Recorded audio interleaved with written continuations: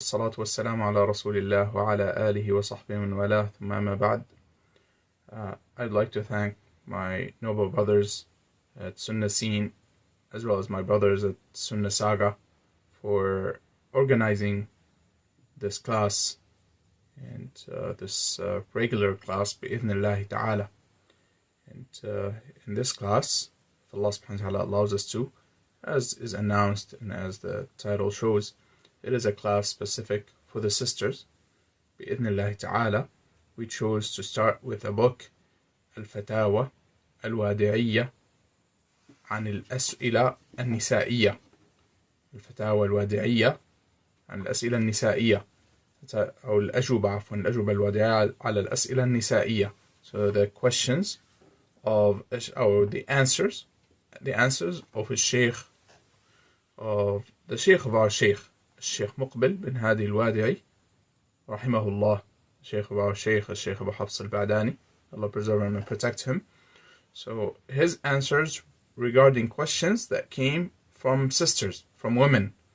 So this is a book that is very beneficial. Alhamdulillah, that in general we find that the books that contain questions and answers by the scholars, by the people of knowledge, they are very beneficial.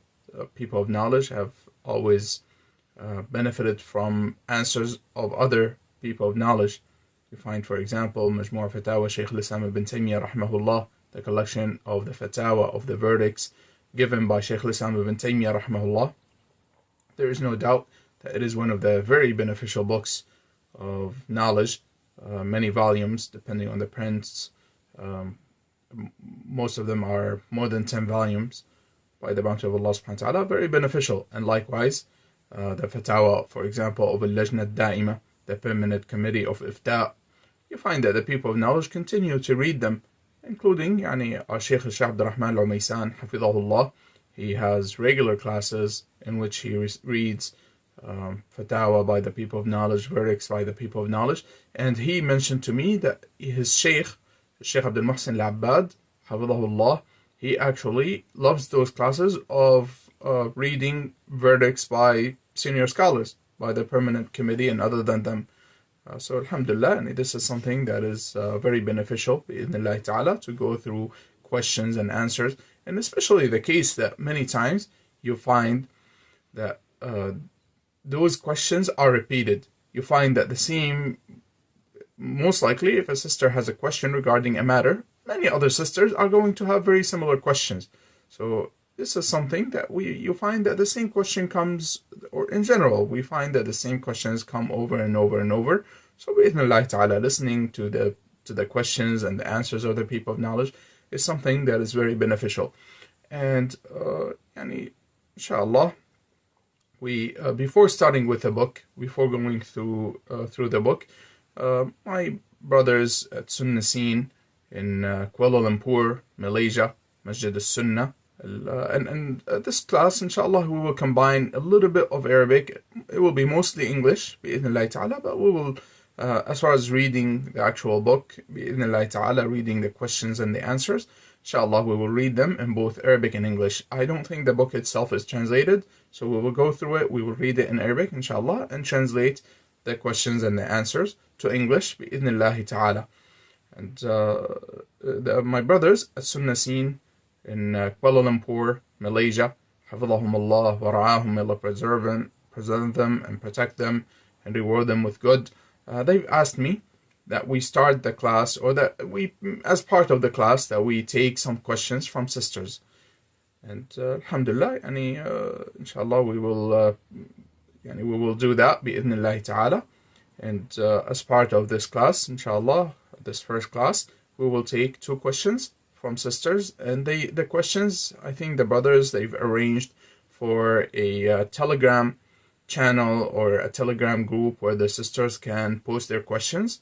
And inshallah, they are collected and they are sent. And bi'idhnillahi ta'ala, we will try to take as many as we can, bi'idhnillahi ta'ala.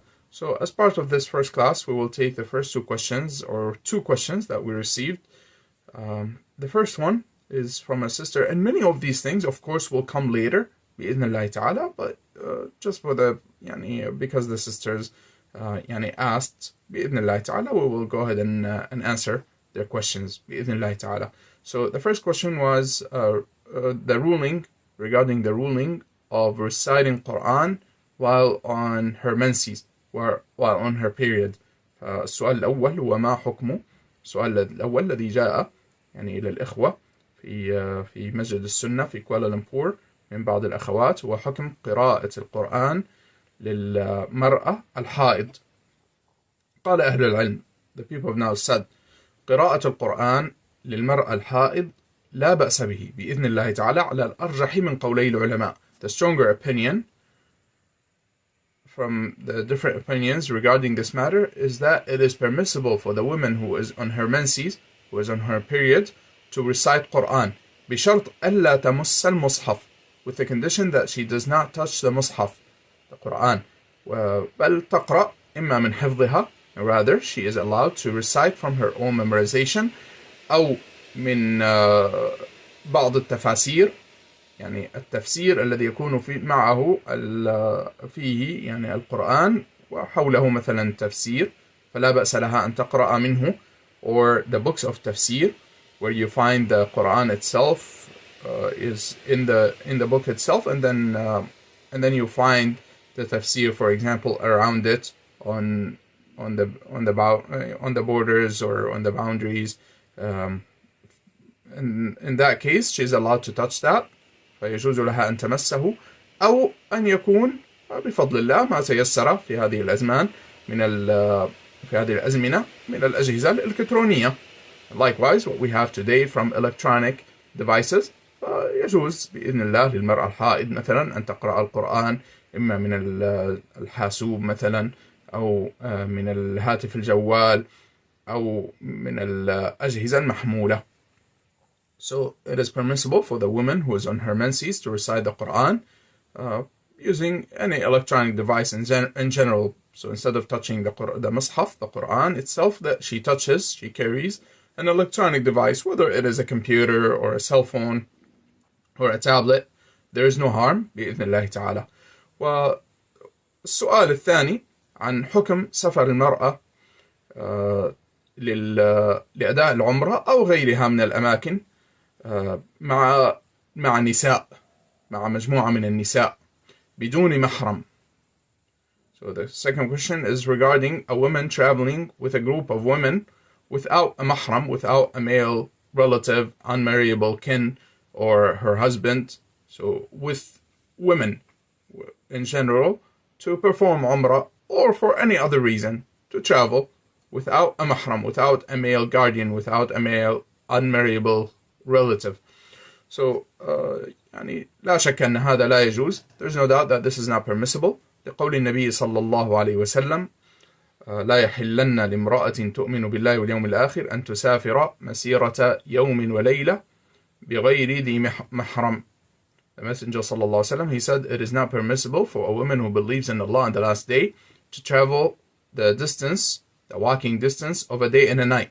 The walking distance of a day and a night. And even if new things were invented that allow her to travel faster, that still is not allowed. So without a male relative, she's not allowed to travel without a male relative.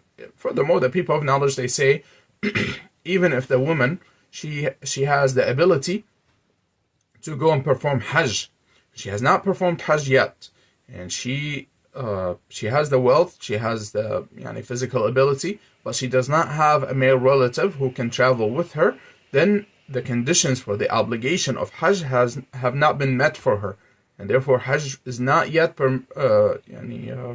obligated upon her until she finds a male relative who would take her, and at that point she's allowed to travel to perform Hajj. So if this is in regards to Hajj, which is one of the pillars of Islam, how about for lesser than that, meaning whether it is Umrah or other than that from the different travels, that is not permissible. The people of knowledge have mentioned that is not permissible, and no one said that.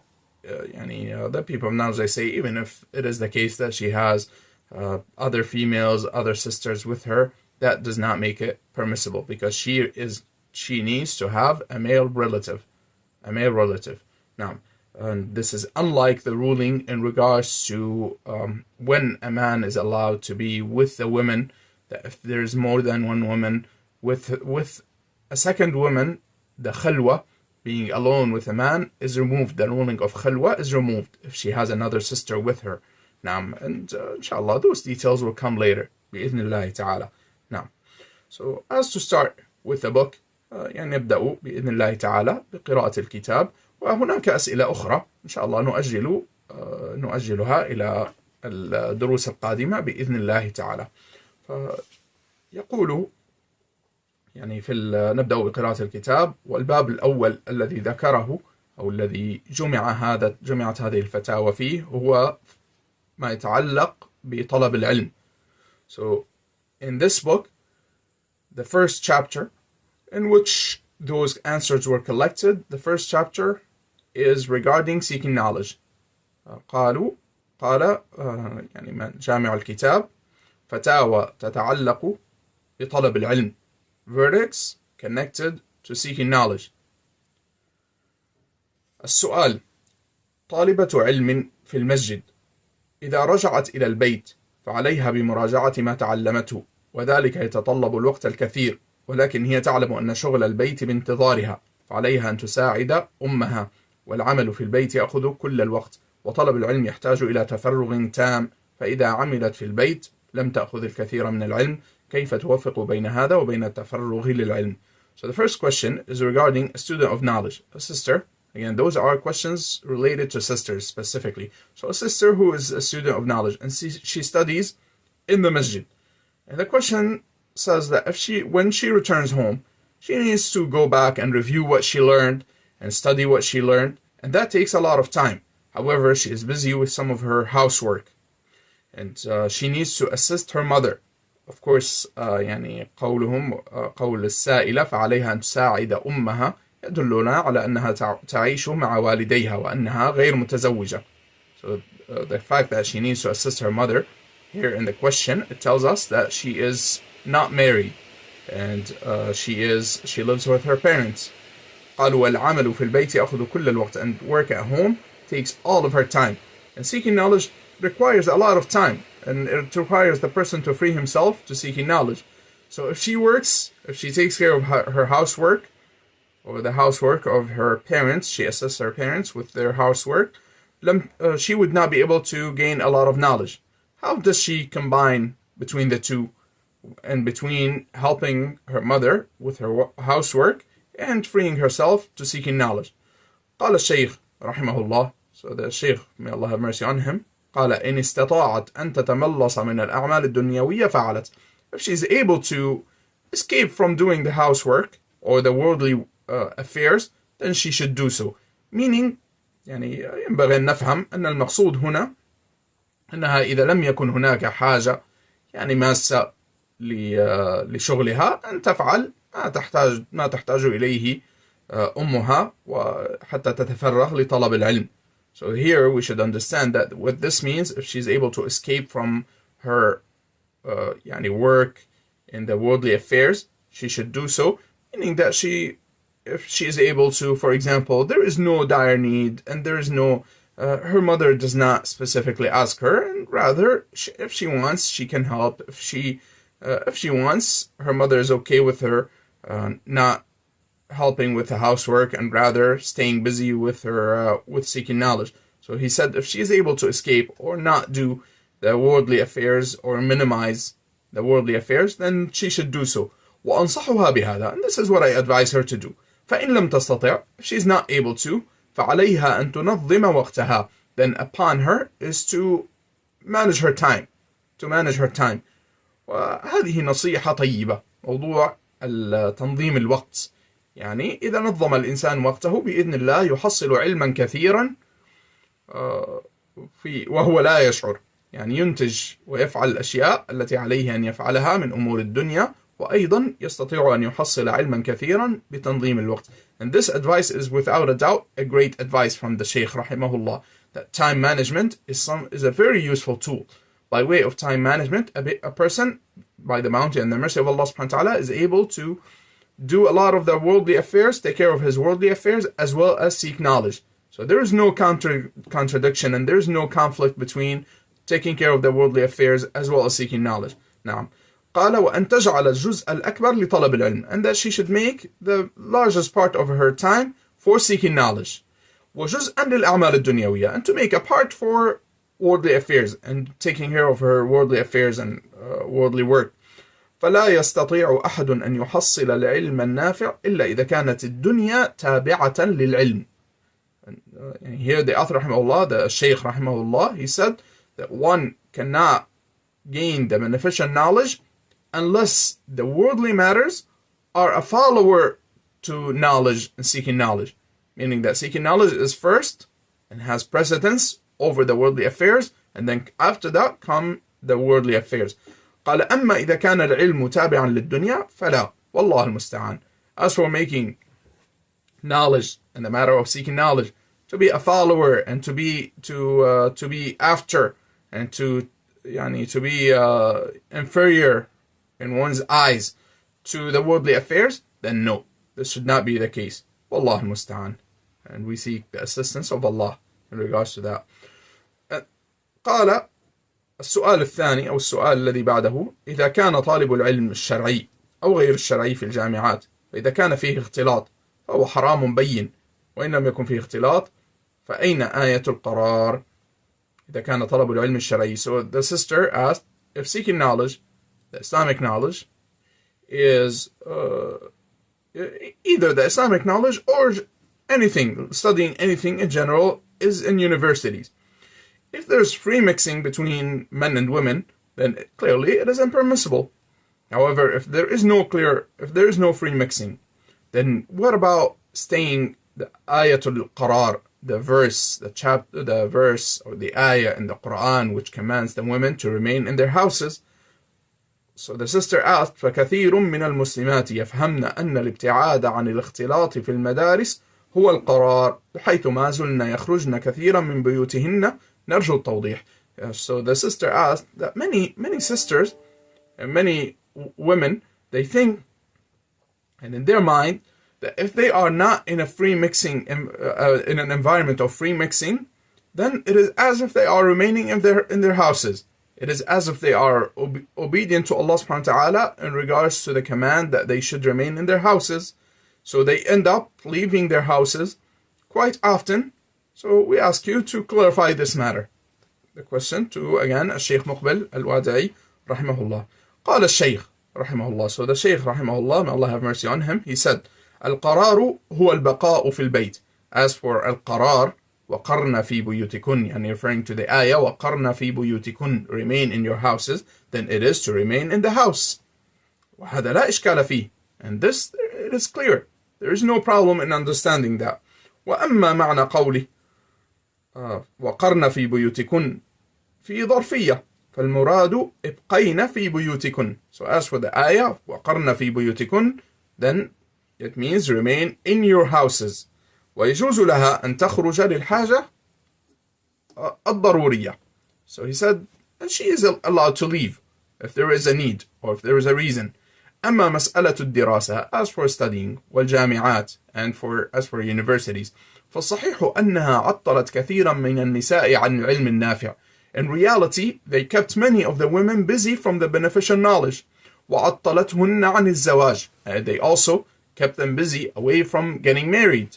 Many of the women, meaning that those who are busy studying and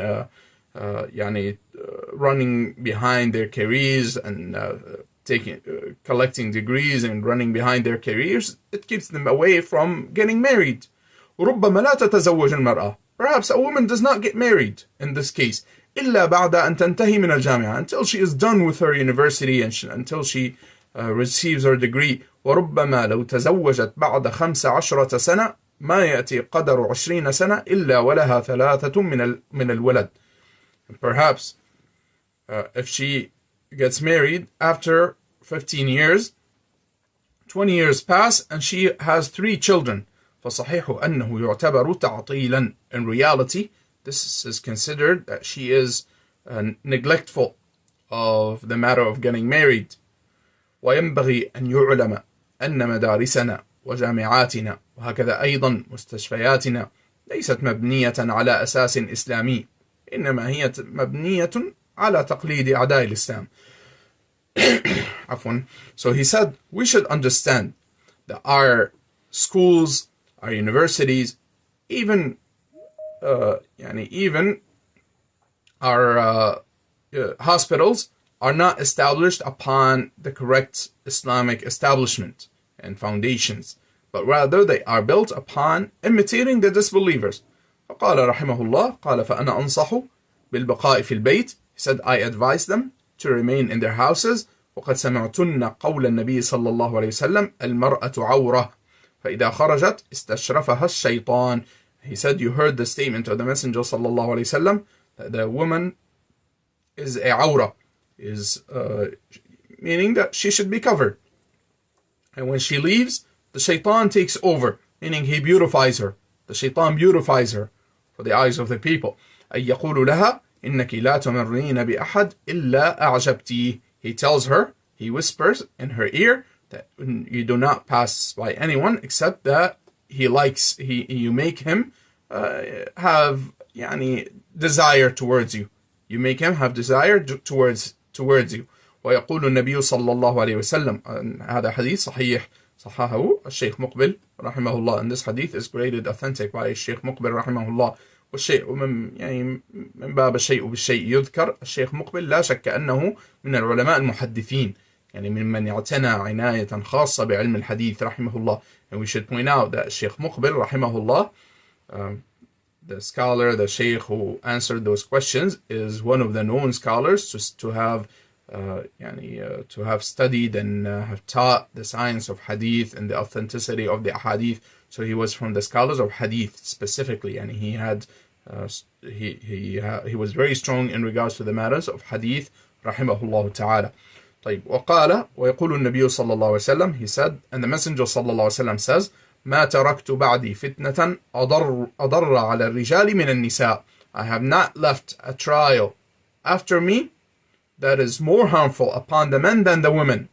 الأمر خطير. He said, this matter is very dangerous. فننصح بالبقاء في البيت. We recommend and we advise that the women remain in their houses. ولا تخرج إلا لحاجة. And that she does not leave except if there is a need, except if there is a reason. والسؤال الذي بعده. السؤال: إذا كانت المرأة قارة في بيتها وتفضل البقاء هناك فلا تذهب حتى إلى المسجد، أهي خير أم المرأة التي تطلب العلم وتقصد المسجد? So he was asked, a woman who remains in her house and she prefers to remain in her house and she does not go even to the masjid. She does not go to the masjid. Is she better, or is the woman who seeks knowledge and goes to the masjid is better? انتبهوا إلى جواب الشيخ رحمه الله. قال المرأة التي تبقى في بيتها وتتعلم في بيتها خير. So the Shaykh rahimahullah, he said the woman who remains in her house and studies in her house, this is good. And alhamdulillah, by the bounty of Allah subhanahu wa ta'ala, the matter of seeking knowledge has become easy. That the woman can study and can learn and can seek knowledge while remaining in her house without the need for her to leave and to go. Now, قال لأن النبي صلى الله عليه وسلم يقول, because the Messenger صلى الله عليه وسلم says, لا تمنعوا إماء الله مساجد الله. Do not prevent the female servants of Allah, the houses of Allah. Do not prevent them from going to the houses of Allah, to the masajid of Allah. وَبُيُوتُهُنَّ خَيْرٌ لَهُنْ. And their houses are better for them. Their houses are better for them. انتهى من شريط أسئلة امرأة جزائرية. This is the end of some of the questions from a recording titled as Questions from a Woman from Algeria. نعم. ونكتفي بهذا المقدار. أسأل الله أن يرحم الشيخ مقبل رحمة واسعة وأن يغفر له ولمشايخنا ولعلماء المسلمين ولجميع المسلمين. أسأل الله سبحانه وتعالى to have mercy upon Sheikh Muqbil, forgive his sins, and to have mercy upon all of the scholars of the Muslims and the Muslims in general. And I repeat, may Allah reward my brothers at Sunnah Saga and Sunnah Scene for organizing this class. May Allah reward them abundantly for organizing this class, and may Allah reward all the brothers and the sisters who are listening in and attending, those who attended this class. وصلى الله وسلم وبارك على نبينا محمد وعلى آله وأصحابه أجمعين. سبحانك اللهم وبحمدك، أشهد أن لا إله إلا أنت، أستغفرك.